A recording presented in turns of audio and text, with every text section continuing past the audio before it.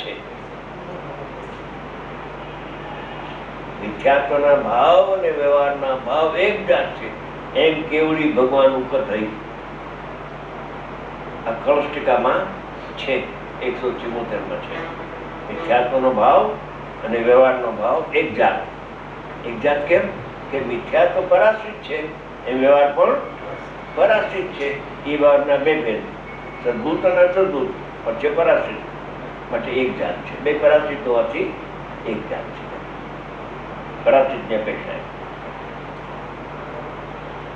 જીવ તત્વનું જાણપણું જીવને નથી ત્યાં સુધી તે વ્યવહાર દ્રષ્ટિ છે, મિથ્યા દ્રષ્ટિ. વ્યવહાર દ્રષ્ટિ મિથ્યા દ્રષ્ટિ. જુદા જુદા નવ તત્વોને માને છે અનંતકાળથી. જૈન કોળમાં જૈનમાં આપણે અને નવ તત્વોને માનતા હતા, જાણતા હતા.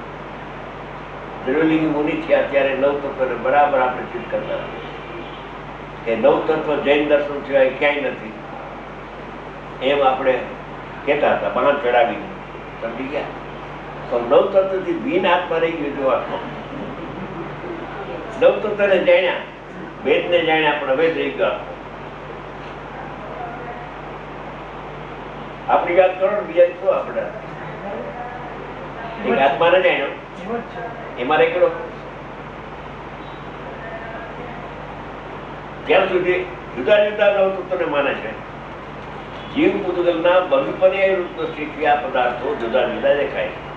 જીવને કર્મના સંબંધથી જોવામાં આવે તો નવ તત્વ જુદા જુદા છે એમ દેખાય છે. એના સંબંધ થઈ ગયો તો કર્મના સંબંધથી, પૂતગલના સંબંધથી જીવની પર્યાય પૂતગલને જોઈને પૂતગલનું લક્ષ્ય કરે છે. એમ જો કરવામાં આવે તો નવ તત્વ ઉભા થાય છે.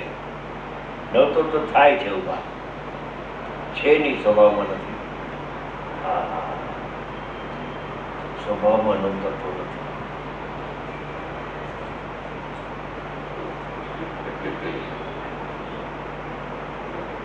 કારણ કે પર્યાય તત્વ છે જે સ્વભાવમાં નથી, નાશવાન છે. અને હું તો અવિનાશી દીપ ધ્રુવ છું. પ્રમત ક્યાં છે એમાં? 14 ગુણ સ્થાન છે એમાં, તો 14 ગુણ સ્થાન નવ તત્વ આવી ગયા. જુદા જુદા પણ દેખાય, પણ જયારે શુદ્ધ નહીંથી જીવ પૂતગલનું નિજ સ્વરૂપ જુદું જુદું જોવામાં આવે ત્યારે એ સાંભળજો, પુણ્ય પાપ આદિ 7 તત્વો કાંઈ પણ વસ્તુ નથી, અવસ્તુ છે કે ને? નવ તત્વ અવસ્તુ છે. કેવો જ્ઞાન વસ્તુ કઈ ને એમ નવ તત્વ પર્યાય છે ને. પર્યાય વસ્તુ છે. હા, એમાં અનંત ગુણ વસેલા હોય તો વસ્તુ કહેવાય, પણ અનંત ગુણ તેમાં છે નહીં. કઈ નથી. અનિત્ય નાશવાન છે. નિમિત્ત નૈમિતિક ભાવથી થયા હતા નવ તત્વો. તે નિમિત્ત નૈમિતિક ભાવ જયારે મટી ગયો ત્યારે જીવ પૂતગલ જુદા જુદા હોવાથી બીજી કોઈ વસ્તુ સિદ્ધ થઈ શકતી નથી. નવ સિદ્ધ થતા નથી. નવને સિદ્ધ કરવા જાય તો આત્મા રહી જાય છે. આખો આત્મા અત્યાર સુધી રહી ગયો. અન્ય મતનું ખંડન કર્યું એને, જૈન દર્શનનો સાધુ થઈને નવ તત્વને આગળ કરીને. અમારા નવ તત્વ અમારા સિવાય જૈન સર્વજ્ઞ ભગવાન સિવાય નવ તત્વ ક્યાંય છે નહીં. જયારે વાણી નહોતી છૂટતી ભગવાનની, મહાવીર ભગવાન 66 દિવસ સુધી, ત્યારે એમાં ઇન્દ્રનું સેનાસન બોલવા માંડ્યું. શું અવધિજ્ઞાન લીધું કે કોઈ ગણધરનો જીવ છે નહીં સભામાં, એટલે વાણી છૂટતી નથી. એટલે બ્રાહ્મણનું રૂપ લઈને ઇન્દ્ર મહારાજ ગયા ગૌતમ પાસે કે તમે તો પ્રખર છો, બધા ધર્મોના જ્ઞાતા છો, મારે તો એક નવ તત્વનું સ્વરૂપ સમજવું છે. એટલા તો ચાલ્યો. નવ તત્વ ક્યાંથી વાત લાવ્યો? તો અમારા ગુરુઓ કહે છે કે નવ તત્વ છે જગતમાં. હાથ તારા ગુરુ પાસે એને ખબર નહોતી કેમ જવાબી. સમોસરમાં કોઈ ભૂલતો અને માન સમજાયું, માન ઉગલી કઈ જાણતો. આના ભાઈ શું કામ કર્યું? શું કામ કર્યું? આમ એને કાંઈ નથી, કોઈ વસ્તુને તત્વની જાણી નથી. વિકલ્પાત્મક જ્ઞાનમાં એને કાંઈ આત્મા વિશે કોઈ નિર્ણય પણ નહોતો કર્યો. આની પહેલા જેવા માનસમ આગળ આવ્યા અને તીર્થંકર દ્રવ્યને જોયું અને ત્યાં એકાએક આ બધું પરિણામ થવા યોગ થયા, પરિણામ થયા થવા યોગ થયા, માનસમ થી થયા નથી, માલિકના દર્શન થી થયા નથી, આત્મા એ પરિણામ ને પલટાવ્યા નથી.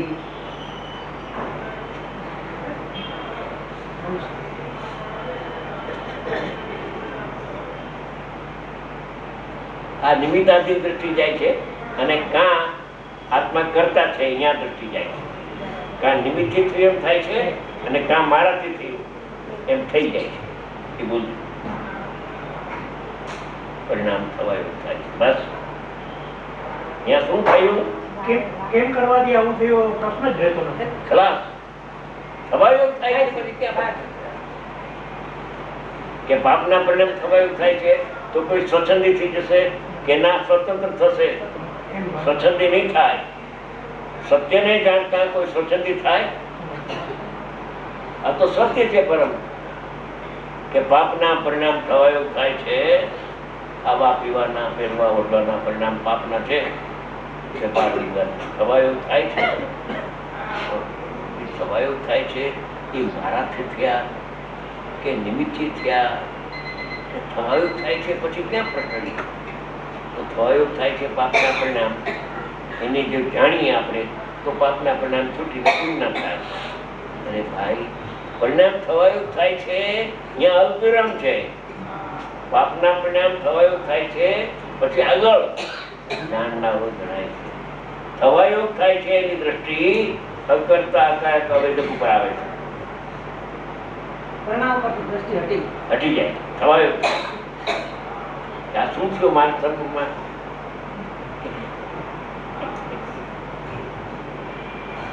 પરિણામ સત અને હેતુ છે. ખરેખર અવસ્તુ છે. વસ્તુ એક આત્મા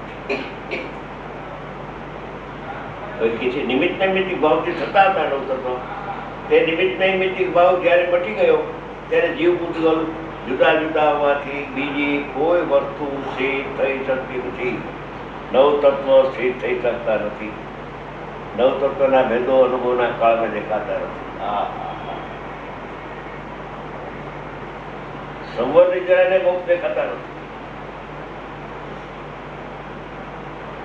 એ તો જ્ઞેય તરીકે થઈને જણાય છે. પરિણામ જ્ઞેય થઈને જણાય છે. પરિણામ પરિણામ થઈને જણાતા નથી. શું કર્યું? ધ્યેય તો ધ્યેય પણ જાણ્યું, પણ જયારે પરિણામ અંતર્મુખ થયા તો એ પરિણામ અભેદ થઈને જણાય છે. સ્વજ્ઞેય તરીકે જણાના એમના અનુભવ છે. એ કથનથી તમે જ છે. પરિણામ એ પણ દ્રષ્ટિ અપેક્ષા એ વ્યવહાર છે. એ પરિણામ અભેદ થાય છે કથનથી અનુભૂતિ. એ પણ કથનથી વ્યવહાર છે, નિશ્ચય છે. પરની અપેક્ષા એ જ્ઞાન પ્રદાન કથનથી નિશ્ચય છે. દ્રષ્ટિ પ્રદાનથી કથનથી જોઈએ તો એ વ્યવહાર છે. આવા નિશ્ચય વ્યવહારનું એક દાતા થઈ જાય છે. અપરિણામીને પરિણામીને એક સમયમાં જાણે છે. વિકલ્પ નથી. વિકલ્પ ક્યાં છે જાણવામાં? વિકલ્પ હોય તો જાણતો નથી. અપરિણામી અને પરિણામીને એક સમયમાં જાણે છે. હા, એક સમયમાં. જ્ઞાન એવી શક્તિ છે કે અપરિણામીનો આશ્રય લેતા એ પરિણામી થયો, આત્મારામ થયો, તો એને પણ જ્ઞાન જાણે છે. પણ કોઈ લય પક્ષ નથી કે આ અપરિણામી છે એને જાણું છું, આ પરિણામી છે એને જાણું છું, ભેદ નથી. એવું પરિણમન છે જ્ઞાન. જ્ઞાતા છે. બે નહીંનો જ્ઞાતા છે. કોઈ નય પક્ષ નથી. સમયથી પ્રતિબંધ થાય જ્યારે અનુભવ ત્યારે બે નહીંનો એક જ્ઞાતા છે. સ્વભાવગ્રાહી કહેવાય. સ્વભાવગ્રાહી જ્ઞાન. સ્વભાવગ્રાહી જ્ઞાનથી દ્રવ્યને જોતા પર્યાય પણ જણાય જાય.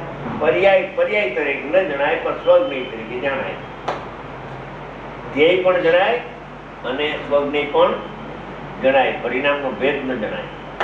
પરિણામનો ભેદ છે નહીં એમાં. ભેદ જણાય તો અભેદ નહીં જણાય. ભેદ તો જાણશે કે નહીં? આનંદનો અનુભવ થયો એ ભેદ કે ગણાય કે ના ગણાય? એ જણાય. આનંદનો અનુભવ થયો તે અભેદનો આશ્રય લેતા જે પર્યાયમાં આનંદ પ્રગટ થયો, હા. તો એ પર્યાયમાં આનંદ આવ્યો, હા. પર્યાય આનંદને ભોગવે છે હા. એમ જ્ઞાન જાણે. તે હું સમય ભોગવું છું એમ ન જાણે. આનંદને હું ભોગવું છું હા. એમ જ્ઞાન ન જાણે. અને આ આનંદ ભોગવવા યોગ છે એમ પણ ન જાણે. એ આનંદ ની સન્મુખે ન થાય ને આનંદ ગણાય. એ જ સમય એક જ સમયની વાત છે. ઉપજે મોહ વિકલ્પથી સમર્થતા સંસાર અંતર્મુખ અવલોકતા લઈ શકાય. કેટલો કાળ જાય? અનંત કાળથી આજ સુધી ને વિખ્યાત જ્ઞાન હતું. એને કેટલા મંદિર બંધાવે, કેટલી યાત્રા કરે, ગિરનારની, પાલિતાણાની ને સબેશેખરની, ત્યારે અજ્ઞાન દૂર થાય. અંધકાર કેટલા ટાઈમનો હોય, પણ જ્યાં પ્રકાશ થયો તો અંધકારનું કોટી વર્ષનું સ્વપ્ન પણ જાગૃત થતા સમા એમ વિભાવ અનાદિનો અંતર્મુખ થતા જાય. આપણે એમ નક્કી કર્યું કે પરિણામને જાણતો જ નથી. પહેલા આપણે પૂર્વ ભૂમિકામાં એમ હજી એ નક્કી જાણતો કર્યું. નથી. કોઈ કાળે જાણતો નથી. કોઈ કાળે જાણતો જ નથી. અનુભવની ભૂમિકામાં પરિણામને જાણતો નથી. પરિણામીને જાણે છે.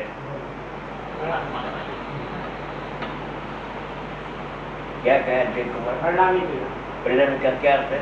देह पूर्वक ज्ञ गे गे गे में क्या लेना?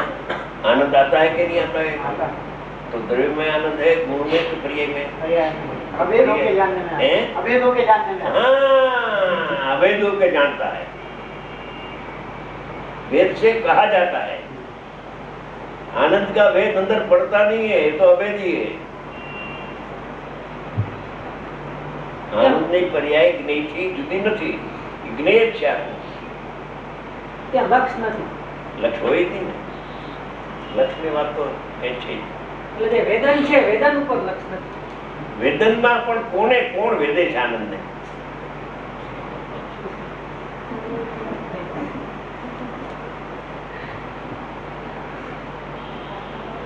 આમાં તમે કીધું હવેનો જવાબ તો કોઈ કોણ વેદે છે? બોલ. આનંદને કોણ વેદે? પર્યાય હા, આ નહીં. કેમ કે વેદક ગુણોમાં ક્યાં છે? અકારક ને અવકારક. આવે છે.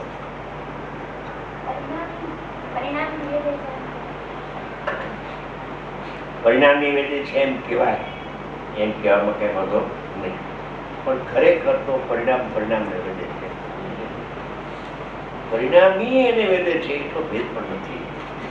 પરિણામી તો એ આનંદ રૂપે પરિણમે છે એવું જ્ઞાનમાં ગ્રહી થાય. એ જ્ઞાનમાં જ્ઞેય થાય છે એ પર્યાયની અવસ્થા જ થઈ. હા, નિર્મળ પર્યાય આત્માથી અભેદ થઈને જ્ઞાનનું જ્ઞેય થાય છે. જ્ઞાતા હું, જ્ઞેય પણ હું અને જ્ઞાન પણ હું, ત્રણેયના ભેદ નીકળી જાય તો એકલો ચૈતન્ય સામાન્ય વિશેષ આખો આત્મા જ્ઞાન ચેતના સર્વસ્વ, ચેતના સર્વસ્વ વસ્તુ એ જ જ્ઞેય છે. એમાં ત્રણ ભેદે નથી, જ્ઞાતા જ્ઞાન ને જ્ઞેય. તો ફળ તો ક્યાંથી આવે?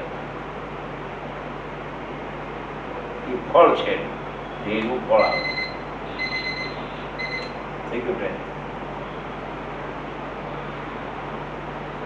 બીજી કોઈ વસ્તુ તો આગળ થોડું લઈ લો. વસ્તુ તો દ્રવ્ય છે અને દ્રવ્યનો નિજ ભાવ દ્રવ્યની સાથે જ રહે છે. પરંપરાની ભાવ તથા નિમિત્ત નૈમિત્તિક ભાવનો તો અભાવ જ થાય છે. માટે સુધરીથી જીવને જાણવાથી જ સમ્યક દર્શનની પ્રાપ્તિ થઈ શકે છે. જ્યાં સુધી જુદા જુદા નવ પદાર્થો જાણે, શુદ્ધનીથી આત્માને જાણે નહીં, ત્યાં સુધી પર્યાય બુદ્ધિ છે. નવ તત્વને અવસ્તુ કહી.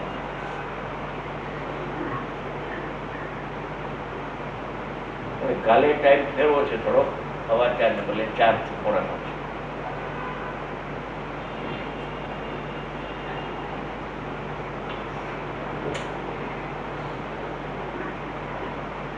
પરિણામ થાય છે અને જાણનારું જણાય છે. મહામંત્ર પરિણામ રહી ગયા, પરિણામની કર્તા બુદ્ધિ ગઈ, જ્ઞાતા બુદ્ધિ ગઈ અને નાયક દ્રષ્ટિમાં આગળ